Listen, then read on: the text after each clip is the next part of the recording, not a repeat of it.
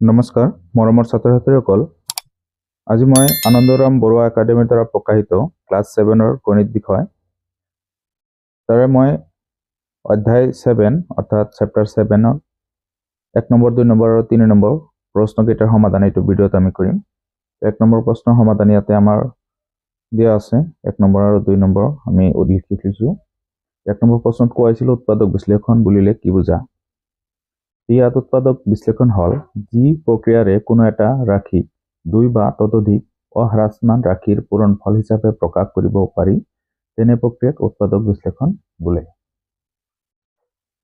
তাৰ পিছত এতিয়া আকৰ বি নম্বৰটোত কৈছে অহ্ৰাসমান উৎপাদক কি তো অহ্ৰাসমান উৎপাদক হল এনে এটা উৎপাদক যাক কোনো উৎপাদকলৈ ভাঙিব নোৱাৰি বা ভাঙিব পৰা নাযায় এইখিনি হল আমাৰ এই দুটা প্ৰশ্নৰ ডেফিনেশ্যন বা এইখিনি হল আমাৰ সূত্র এতিয়া উৎপাদক বিশ্লেষণ মানে নুকু সেইখিনি আমি বুজি ল'ব লাগে এতিয়া কথা হল যদি আমি এটা সংখ্যা ধৰা হল 15 এই সংখ্যাটো যদি উৎপাদকলৈ প্ৰকাশ কৰো তেতিয়াহ'লে কি হ'ব আমাৰ 2 into 3 into 5 অৰ্থাৎ 3 আৰু 5 ইয়াৰ উৎপাদক হয় তো 15 আমি কি কৰিলো 3 আৰু 5 ৰ উৎপাদকলৈ প্ৰকাশ কৰিলো এটো আৰু ভাঙিব পৰা নাযায় অৰ্থাৎ 15ক আৰু ভাঙিব পৰা নাযায় তো দেখা যায় আছে ইয়াত যে দুই বা ততোধিক অহ্ৰাসমান ৰাশিৰ পূৰণফল হিচাপে প্ৰকাশ কৰিব পাৰি গতিকে ইয়াত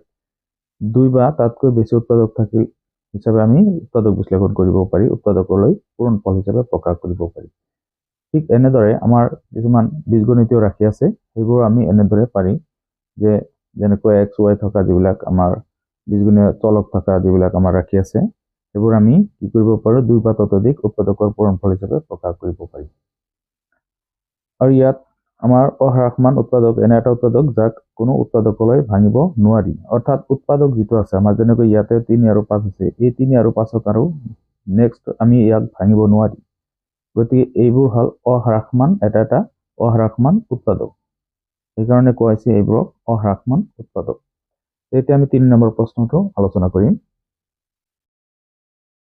নম্বৰ প্ৰশ্নটোত কোৱা হৈছে যে গহাউ উলিয়া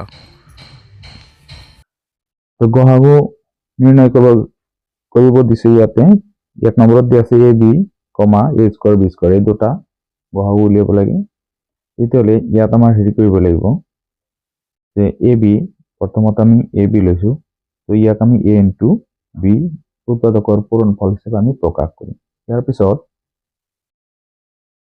ইয়াৰ পিছত আমাৰ a স্কয়ার b স্কয়ার আছে a স্কয়ার b স্কয়ার ইয়াক a স্কয়ার b স্কয়ারক আমি ভাঙি লওঁ a into a b into b এতিয়া গহাউ কিমান উলিয়াব লাগে গহাউ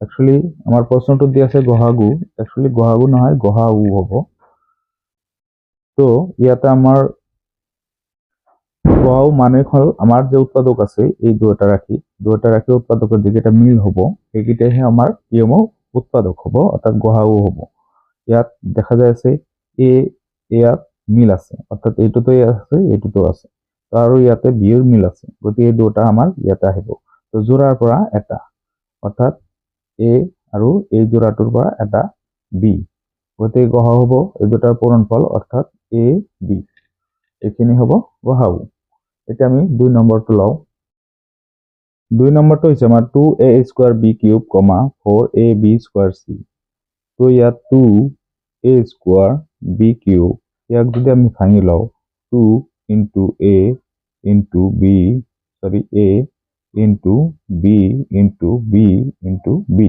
আমি এনেকা ডট চিন দিলেও এটা আমি পূৰণ বুলি ভাবিম এতিয়া এইখিনি হৈ গল তাৰ পিছত হ'ব 4ab স্কয়াৰ c ইয়াত 4 ৰ উৎপাদক হল 2 পূৰণ 2 2 পূৰণ 2 পূৰণ a পূৰণ b পূৰণ b পূৰণ c তো ইয়াত এতেকে গহাউ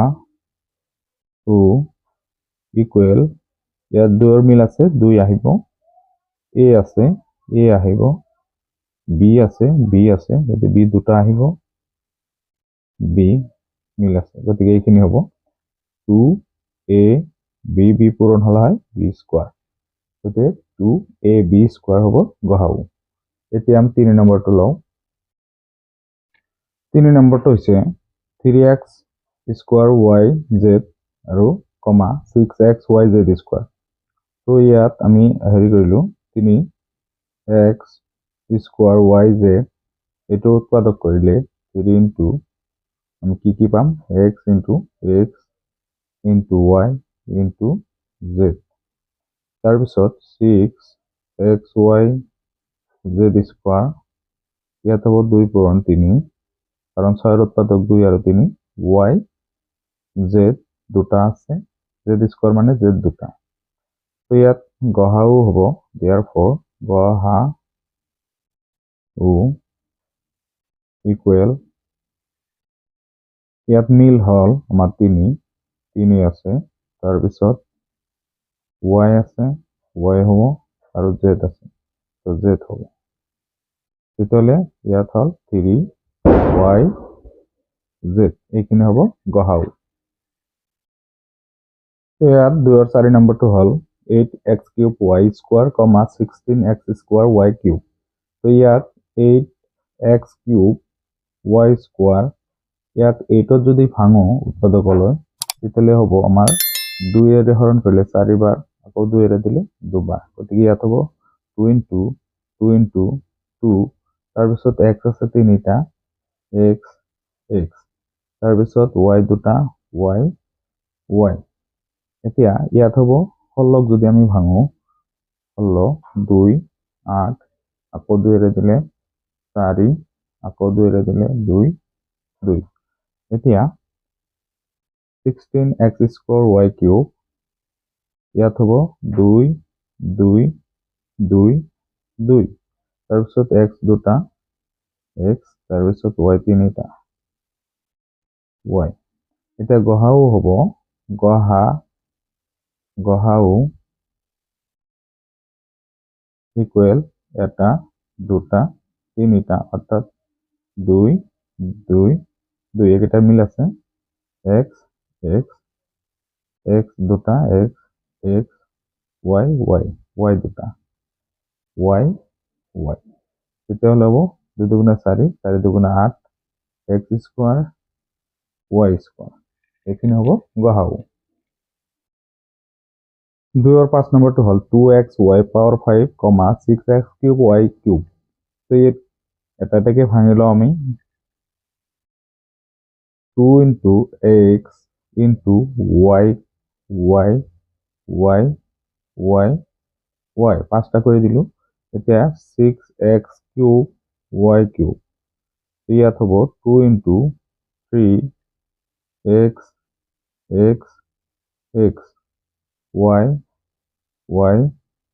y। এতিয়া গহাও হ'ব, therefore গহাও ইকুৱেল 2 হল, তাৰপিছত x, তাৰপিছত y হ'ব আমাৰ কেইটা, ইয়াত 3টা আছে, ইয়াত 3টা আছে, গতিকে এটা, দুটা, 3টা, গতিকে ইয়াৰ পৰা আমি 3টা ল'ম, x লৈছো, y 3টা হ'ব, y। therefore 2x y cube, এইখিনি হ'ব গহাও। 2 আর 6 নম্বরটো হল 18x y পাওয়ার 5 z, 6x square y square z square.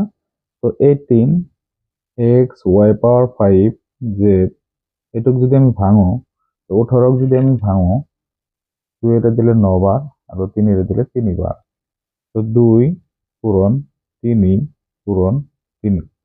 x এটা আছে, তো y 5টা আছে,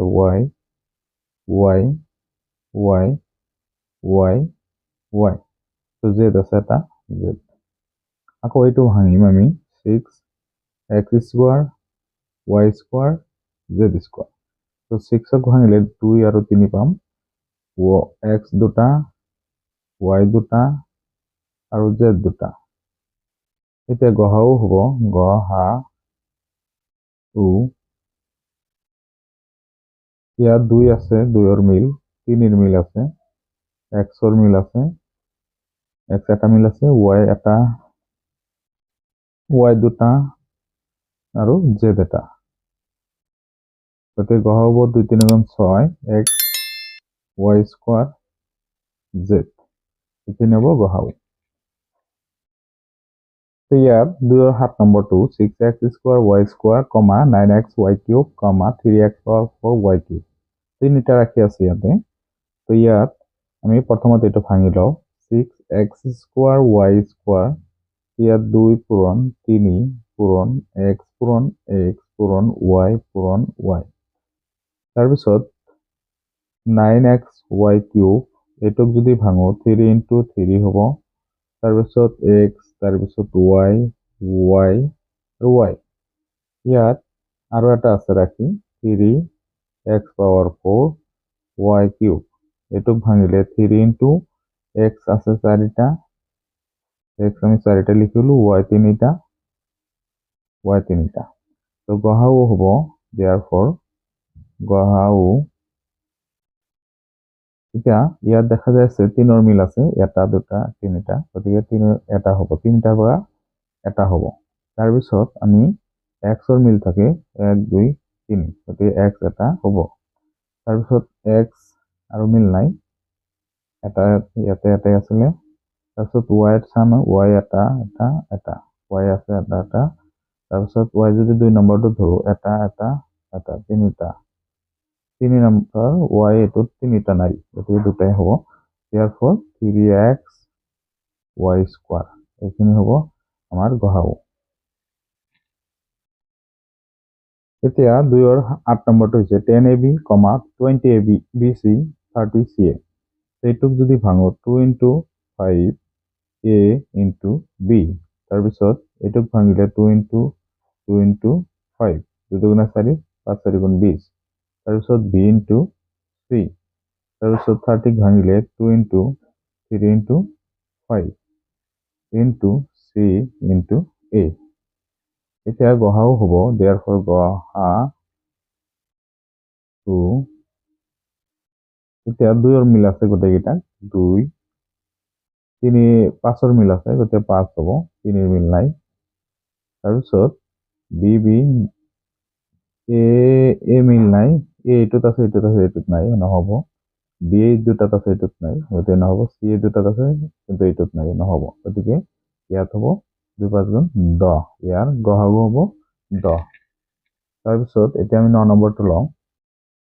এতিয়া 2ৰ 9 নম্বৰটো হৈছে 7xy, 14yz, 21zx।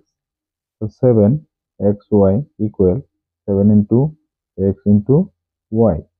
তাৰপিছত 14yz 2 × 7 × y × z। তাৰপিছত 21zx equal, ইয়াত হ'ব 3 × 7 × z × x। ইয়াত গহাও হ'ব গহাটো ইকুৱেল, ইয়াত 7ৰ মিল আছে, তো 7 আৰু যদি x ধৰো, x এইটোত x নাই, এইটোত আছে, গতিকে দুটাত থাকিলে নহ'ব, তিনিটাত থাকিব লাগিব, x নহ'ব। তাৰপিছত এতিয়া y যদি চাওঁ, এইটোত নাই, কিন্তু z এই দুটাত আছে, এইটোত নাই, গতিকে 7 হ'ব গহাও। ইয়াৰে 7টোৱে হ'ব গহাও। গতিকে ভিডিঅ'টো আজি ইমানতে সামৰিছোঁ।